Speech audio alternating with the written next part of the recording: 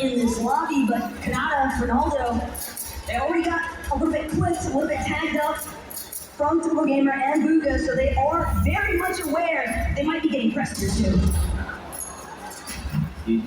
Mana Pistol is going to be in Kanata's hands. They will not. They'll have that clean up loadout, the stinger. Kanata can land a good amount of damage with that Mana Pistol.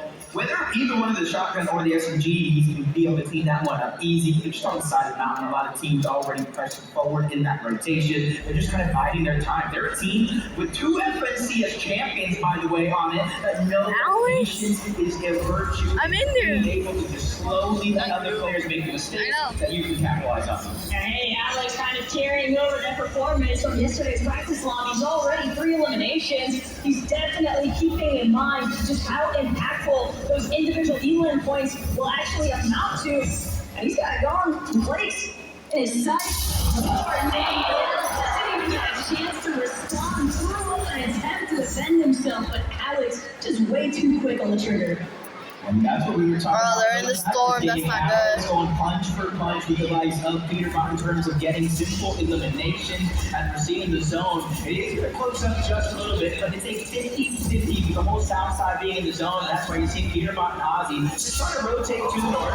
It's not a ton of damage by any means, Taco. You can see they're trying to save and utilize their heals for as long as possible. And the problem is that Chug Jug that Ozzy's holding on to isn't for him. That has got Peterbot's name on it. And the longer that Ozzy can hold on to that without having to actually use it on himself, probably the better off they're going to feel with these rotates.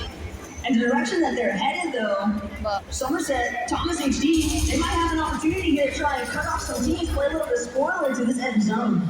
Yeah, loadout's looking pretty good. They got that chug cannon, so that's basically infinite heals. Just need the time to let them charge up. As Cold and Courage find themselves all the way toward the North Stevie stacks, but there's about 6 teams on this side of the map. They find themselves in the zone, though. That's a luxury they know they can count on now. This is still a nice readjustment in comparison to a lot of the troubles that we've been encountering in yesterday's practice games. Courage, Cold, they'd rather bide their time. They don't actually have to throw away their positioning anytime soon, but if Brenton they get a little bit too close in their space, you can expect some sparks to fly.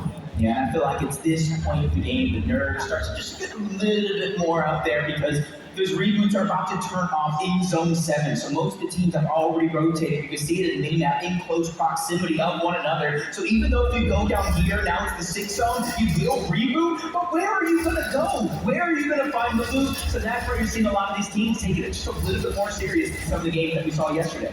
Plus, you gotta keep in mind,